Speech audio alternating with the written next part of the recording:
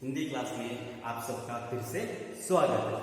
तो लास्ट हमने देखा गद्य भाग और मध्यकालीन कविता यानी पद्य भाग में से मध्यकालीन कविता। अब यहाँ पर आप लोगों के लिए जो अनुक्रमणिका में से बचे हुए 3 भाग यानी 2 भाग वहां पर बचे हुए देखेंगे। सबसे पहले देखेंगे आधुनिक कविताएं, उसके बाद अपठित गद्य, उसके बाद व्याकरण। तो यहाँ कविता जो मध्यकालीन काल में जो वहां पर काव्य लिखे गए थे, दोहों को लिखा गया था। तो दोहों से निकलकर बाहर जब हम लोग आ गए हिंदी साहित्य में, तो हिंदी साहित्य में जो कविताएं लिखना आरंभ कर दी गई, तो उस कविता आज के इस नवयुगोत्तर युग में भी बहुत ही सुंदर ऐसी कविताओं को लिखा जाता है। चाहे वो वहां पर पत्थर हो, चाहे मनुष्य हो, चाहे पहाड़ हो, पर्वत हो, निर्जीव वस्तु हो, सजीव वस्तु हो, हर एक के ऊपर वहां पर कविताओं को लिखते हुए हर एक कवि को देखने के लिए मन मिल जाता है। तो मनुष्य का मन जो होता है हर एक का, वह कवि का मन रहता है। जो रचनाएं उनके मन से जो निकलती है, शब्दों को वहां पर निकलते वही कविताएं बन जाती। तो उनमें से ही हमारे यहाँ पर जो कुछ मुख्य ऐसे कवि है, उन कवियों की रचनाएं आप लोगों के लिए दी गई। तो सबसे पहले देखते हैं कुटिया में राजभवन। तो कुटिया में राजभवन इस कविता को लिखा गया है तो मैथिली शरण गुप्त जी ने। तो मैथिली शरण गुप्त जी ने अपनी साकेत इस कविता संग्रह से ली गई एक छोटी सी कविता है, जो कि भगवान श्री रामचंद्र जी और सीता माता और लक्ष्मण के वनवास गमन के वहां पर जो लिखी हुई है कविता है, साकेत में से ली गई। तो दूसरी जो वहां पर कविता देखने मिल जाती है वह है तोड़ती पत्थर। तो यह हमारे भारत के स्वतंत्रता पूर्व, स्वतंत्र होने से बाद में, तो वहां पढ़ने के बाद जो सूर्यकांत त्रिपाठी ने जो समय का जीवन था, किस तरीके से वहां पर लोग कार्य करते थे, मनुष्य किस तरीके से कार्य करता है और दूसरे मनुष्य किस तरीके से आराम करते थे, इसका वर्णन एक महिला सड़क के किनारे पत्थरों को तोड़ती है और उस पत्थरों को तोड़ते हुए देख सूर्यकांत त्रिपाठी का मन बहुत ही द्रवित हो उठता है और वह एक उनके ऊपर कविता लिखते हैं। एक बहुत ही सुंदर भावना वहां पर जुड़ी हुई देखने के लिए मिल जाती है उस महिला के ऊपर। अब तीसरी कविता जो वहां पर दी गई है उल्लास। उल्लास उत्साह।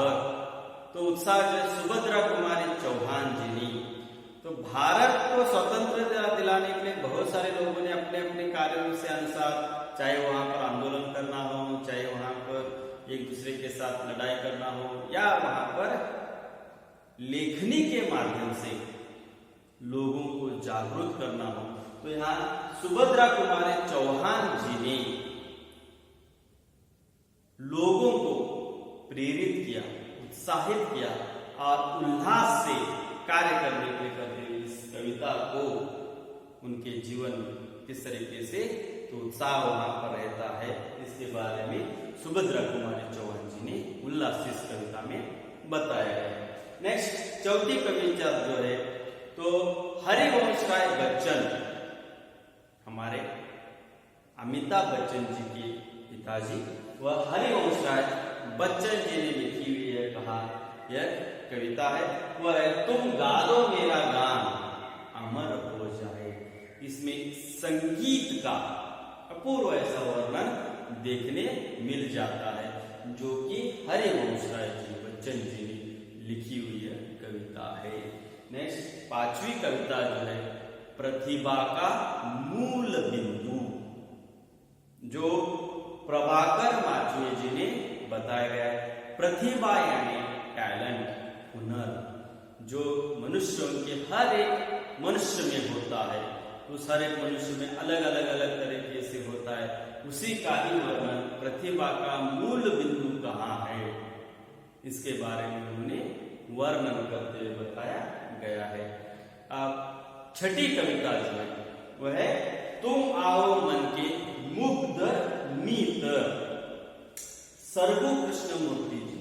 तो सरगु कृष्णमूर्ति जी ने अपने परम मित्र को याद किया गया है और उस परम मित्र की यादों में परम मित्र कैसा होना चाहिए, उसे बिछड़ने के बाद कैसे होता है या उसे मिलने के बाद कैसा एहसास होता है, यह बात जो है मीत यानी मित्र, तो उनके जीवन में मित्र आने के कारण उसका जीवन किस तरीके से बदल जाता है, यह सरगु कृष्णमूर्ति जी द्वारा लिखित यह कहानी बताई गई है।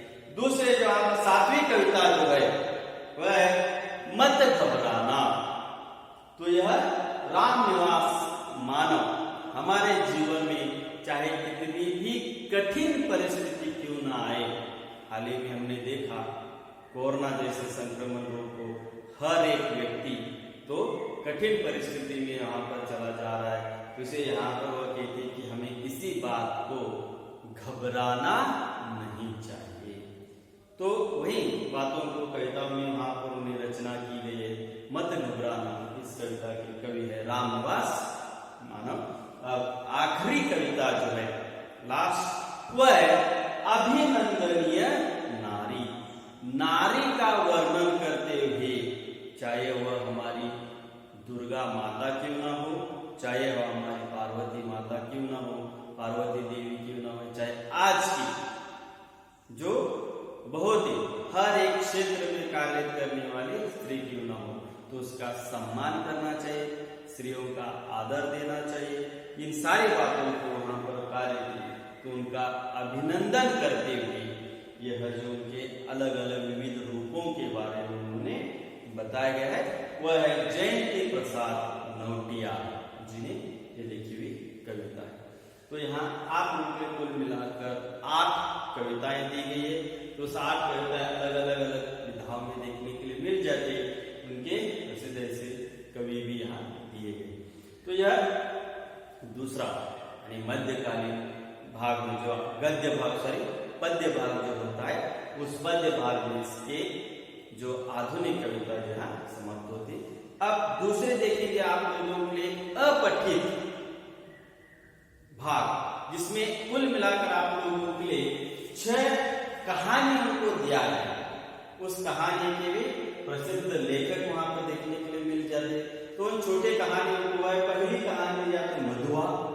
तो मधुआ एक लड़का जो अपने शराबी के जीवन में, एक शराबी है उस कहानी में, तो शराबी के जीवन में वह लड़का आने के कारण उसका जीवन पूरी तरीके से बदल जाता है।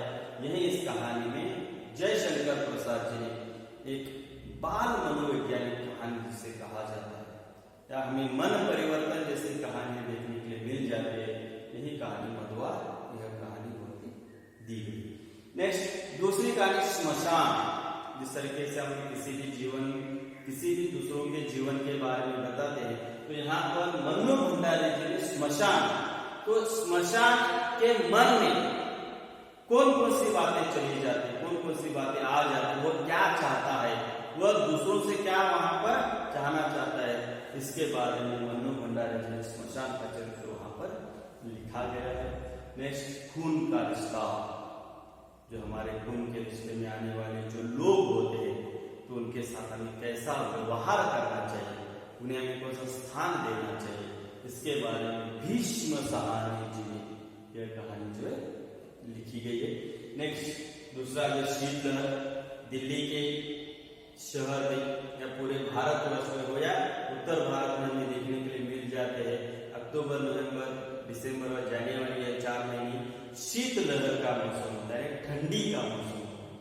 तो वहां का वातावरण कैसे होता है, वहां के लोग कैसे रहते हैं, इसके बारे में यहाँ पर शीतलहर इस बार में जयप्रकाश करदम जिन्हें दिल्ली का वर्णन वहां पर किया गया है। लास्ट वहां पर सीरिया या सुशीला पागमौर्य जी ने लड़की के वहां पर जीवन चरित्र को वहां पर लिखा गया है कि वो बचपन में कैसे थी, तो वह पढ़ाई में कैसे आगे बढ़ जाते, समाज कार्य में कैसे आगे बढ़ जाते और अपना नाम कमा लेती है, इसके बारे में बताया। लास्ट कहानी जो दोपहर का भोजन जो है अमरकांतजिनी। तो एक सामान्य परिवार में, गरीब परिवार में जिस तरीके से दोपहर के भोजन के लिए जो हर वक्त का भोजन पाने के लिए बहुत ही कैसे कसर वहां को लगे रहते हैं, तो उसे मिलना बहुत ही मुश्किल हो जाता है। तो वह घर के स्त्री जो कैसे अपने घर को संभाल, उसी हालत में भी घर की स्त्री कैसे वह संभाल लेती है, इसका वर्णन वहां पर दोपहर का भोजन। तो दो भोजन होने तक का ही वर्णन वहां पर देखने के लिए मिल जाता है। अमरकांतजिनी में कहानी लिखी गई है। यह आधुनिक कविता, यह जो है अपठित भाग में 6 कहानी यहाँ पर लिखी गई। अब लास्ट जो आप आते हैं व्याकरणांश और रचना, दोनों एक ही है। तो वहां पर व्याकरणांश और रचना वहां पर देखने के लिए मिल जाते हैं। तो व्याकरण में इतने ही भाग, इसके अलावा और दूसरा वहां पर कोई नहीं है। तो पहले व्याकरण में देखते हैं कि वाक्य शुद्धि। वाक्य शुद्धि, वाक्य दिए जाते, उस वाक्य को शुद्ध करना होता है, शब्दों को वाक्यों को शुद्ध करना होता है। दूसरा जो वहां पर दी गए, रिक्त स्थान की पूर्ति कीजिए। रिक्त स्थान यानी खाली जगह भरे। तो यह खाली जगह भरे, यहाँ पर कारक जो होते हैं, 8 कारक है, तो उस 8 कारकों के चिन्हों को यहाँ पर भरना होता है। या दूसरा ऑप्शन जो होता है, पाठ के पीछे जो फिल इन द ब्लैंक्स यानी खाली जगह भरने की चीज दी जाती है, उसमें से भी प्रश्न आ जाते हैं। नेक्स्ट मुहावरे, मुहावरों का अर्थ, मुहावरे दिए जाते, अर्थ दिए जाते, उसको जोड़कर लिखना है। नेक्स्ट काल परिवर्तन, काल, भूतकाल, भविष्यकाल और वर्तमान काल, तीनों को एक वाक्य, तीनों को अलग अलग काल में बदलना होता है। तो लिंग, स्त्रीलिंग, पुल्लिंग, स्त्रीलिंग है तो पुल्लिंग में बदलना है, पुल्लिंग है तो स्त्रीलिंग में बदलना है। नेक्स्ट वचन, एक वचन, बहुवचन। तो उसके पश्चात समानार्थक शब्द, जो समान अर्थ वाले शब्द होते हैं उसको वहां पर लिखना होता है। और लास्ट होता है विलोम शब्द, विरुद्धार्थक पद, अपोजिट वर्ड। तो यह जो है व्याकरण में वहां पर आ जाता है। दूसरे जो वहां पर आते हैं रचना, ये इसी में वहां पर आ जाता है। यह जो 4, 3, 4, 3, 2, 3 मार्क्स ले वहां पर, समानार्थक शब्द वहां पर 2 मार्क्स ले, विलोम शब्द वहां पर 3 मार्क्स ले, और यह जो तीनों है वह 5-5 मार्क्स, हर एक के 5 मार्क्स वहां पर दिए गए। तो उसमें से पहला आता है अपठित गद्यांश। तो अपठित भाग यहां बताया गया, तो इसमें अपठित गद्यांश यानी एक पैसेज, पैराग्राफ, उस पैराग्राफ के नीचे जो प्रश्न दिए थे उस प्रश्नों को उत्तर देना। तो यहाँ अपठित भाग में जो पैराग्राफ दिया जाता है, उस पैराग्राफ का गद्यांश के प्रश्न उत्तर लिखना। 5 प्रश्न दिए थे, 5 मार्क्स ले। दूसरा आ जाता है पत्र लेखन, पत्र दोनों, 3 प्रकार के वहां पर पत्र आ जाते हैं, उन पत्रों को लिखना होता है।